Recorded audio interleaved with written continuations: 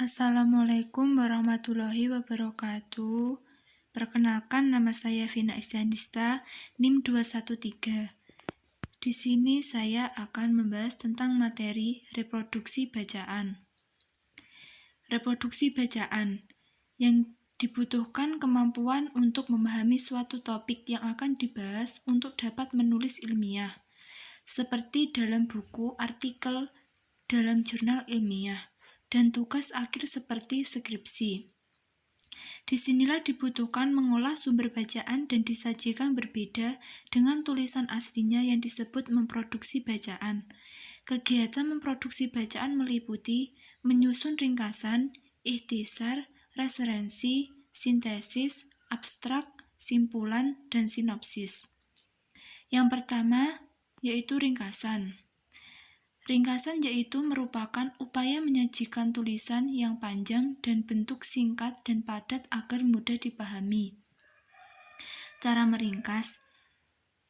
Pertama, peringkas membaca naskah asli seluruhnya beberapa kali untuk mengetahui kesan umum. Yang kedua, peringkas mencatat gagasan utama.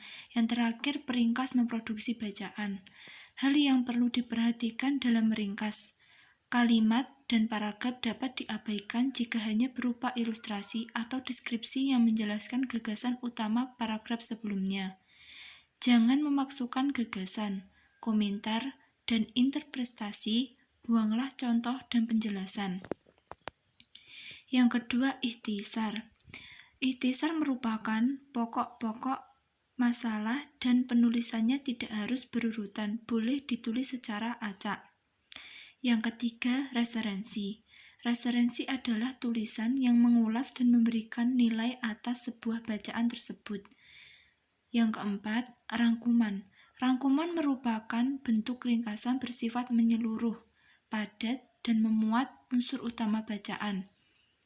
Hal yang perlu diperhatikan dalam merangkum, yang pertama, hanya mengungkap gagasan pokok atau bagian-bagian yang penting dari tulisan asli. Yang kedua, perangkum dapat menghilangkan contoh, ilustrasi, keterangan, atau penjelas.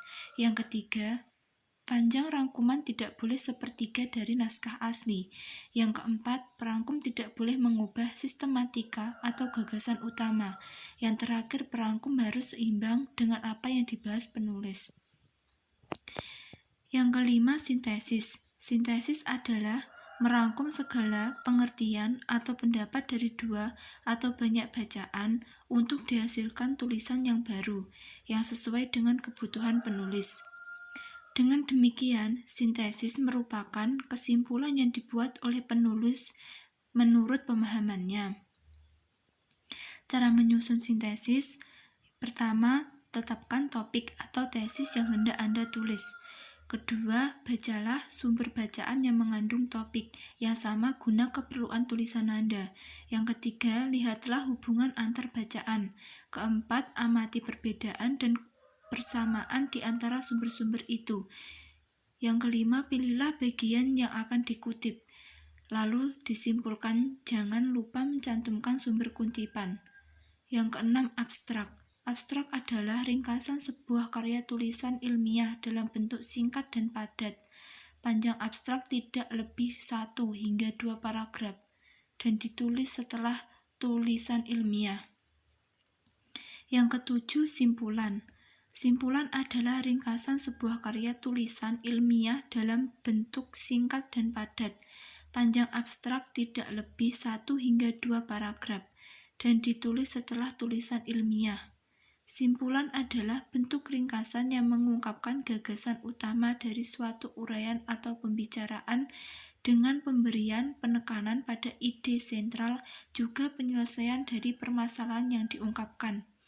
Ada 3 teknik dalam simpulan. Yang pertama, dalam membuat kesimpulan, teknik generalisasi. Yang kedua, teknik analogi.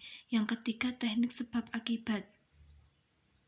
Yang terakhir yaitu sinopsis. Sinopsis adalah ringkasan pendek dari suatu cerita, yaitu cerita pendek, novel, roman, dan sastra-sastra yang lainnya, atau karangan. Sinopsis berbeda dengan referensi. Sinopsis berisi ringkasan isi dari sebuah buku atau novel. Meskipun berisi ringkasan, sebuah sinopsis tetap bisa mencerminkan isi sebuah buku dengan baik. Di sisi lain, referensi berisi ringkasan atau ulasan dari si pembaca tentang identitas, isi, harga, kelebihan, dan kekurangan suatu buku. Sekian materi dari saya. Jika ada kurang lebihnya mohon maaf. Wassalamualaikum warahmatullahi wabarakatuh.